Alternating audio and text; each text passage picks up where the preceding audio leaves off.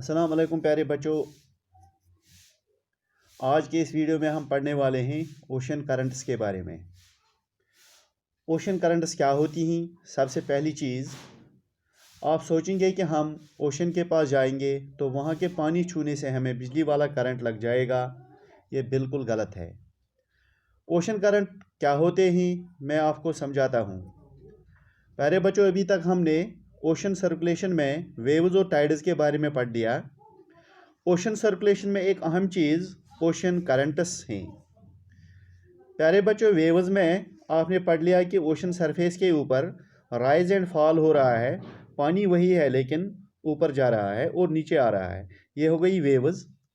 इसी तरह टाइड्स में क्या हो रहा है? वाटर लेवल में रिदमिक राइज एंड फॉल हो रहा है। ये हो गई वेव्स एंड टाइड्स के बारे में। अब तीसरी चीज़ है ओशन करंट। इसमें पानी मूव कर रहा है। इसकी डेफिनेशन देखेंगे हम तो ocean currents are streams of water flowing constantly on the ocean surface in definite directions. तो ओशन करंट्स में पानी जो है वो क्या कर रहा है? वो मूव कर रहा है। पानी की एक डेफिनेट डायरेक्शन में चलना, तो हम इसको ओशन करंट कहते हैं। अब हमारे दिमाग में सवाल आ रहा है कि इसका नाम करंट क्यों रखा गया है? तो जैसे बिजली वाला करंट फ्लो करता है, इसी तरह पानी भी फ्लो करता है समंदर में, इसलिए इसका नाम करंट है। यानी जिस तरह करंट फ्लो करता है इसी तरह पानी भी ओशन में फ्लो करता है, तो इसलिए इसका नाम करंट रखा गया है। एक और पॉइंट यहाँ पर है, जो ओशन करंट है वो डेफिनेट डायरेक्शन में फ्लो करती है। ये नहीं कि जहाँ मर्जी वहाँ चले, नहीं, ये एक डेफिनेट डायरेक्शन में फ्लो करती है। अगर हम नदी के पानी को देखेंगे तो उसमें जब बाढ़ आता है तो वो किसी भी डायरेक्शन में फ्लो करता है, लेकिन यहाँ पर सिर्फ डेफिनेट डायरेक्शन में ओशन करंट्स फ्लो करती हैं। प्यारे बच्चों, मैं आपको एक एग्जाम्पल से समझाऊंगा, आप मैप को गौर से देख लेना। साउथ अटलांटिक ओशन में साउथ इक्वेटोरियल करंट ऑरिजिनेट होता है इक्वेटर से और कन्वर्ट हो जाता है ब्राज़ीलियन करंट में। ये कन्वर्ट हो जाती है बंगुला करंट में। इस तरह ये पानी अपनी जगह पर सर्कुलेट होकर वापस आ जाता है। इस तरह ये पानी अपनी डेफिनेट डायरेक्शन में मूव करता रहता है, अपना नेचर भी बदलता है और वापस आता है। नेचर बदलने का मतलब क्या है? देखिए, ये करंट्स दो तरह के होते हैं। वार्म करंट, यानी ये वार्म होती है, गर्म होती है। The warm ocean currents originate near the equator and move towards the poles. Cold ocean current. The cold ocean currents originate from the poles or higher latitudes and move towards the tropical and lower latitudes. अब दोनों को समझने की कोशिश करते हैं। हमें मालूम है कि इक्वेटर पर सन रेज डायरेक्ट रहती हैं। इसका मतलब है कि इक्वेटोरियल रीजन बहुत ही गर्म होता है, यहाँ का पानी भी गर्म रहता है। इक्वेटोरियल रीजन से ओशन करंट्स निकलेगा, या जो पानी यहाँ से अपना जर्नी तय करने वाला है वो ओशन करंट क्या कहलाएगा? Warm ocean current. यानी ये ओशन करंट जो होगी ये वार्म होगी, ये गर्म होगी। अब देखते हैं कोल्ड ओशन करंट्स को। जो भी ओशन करंट्स पोलर रीजन या अदर हायर लैटिट्यूड्स से ऑरिजिनेट होगा और ट्रैवल करेंगे टुवर्ड्स लोअर लैटिट्यूड्स या ट्रॉपिकल एरियाज, यानी region between Tropic of Cancer and Tropic of Capricorn is called tropical areas, तो वो करंट्स हो गई कोल्ड ओशन करंट्स। ये पानी चाहे कोल्ड करंट हो या वार्म करंट हो, ये दोनों करंट्स ओशनिक सर्कुलेशन में अपना रोल प्ले कर रहे हैं।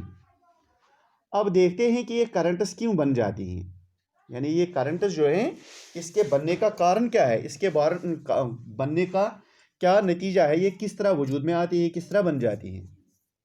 देख लीजिए प्यारे बच्चों, विंड के कारण पानी पर फ्रिक्शन हो जाता है, अप्स एंड डाउन्स बन जाते हैं और इस तरह वेव्स बन जाती हैं।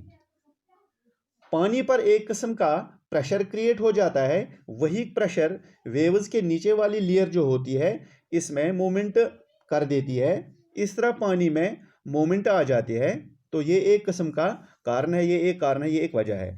दूसरा कारण, ओशन में कहीं पर वाटर लेवल बढ़ जाता है तो वहाँ से वाटर फ्लो करता है, तो वो भी ओशन करंट का सबब बन जाता है।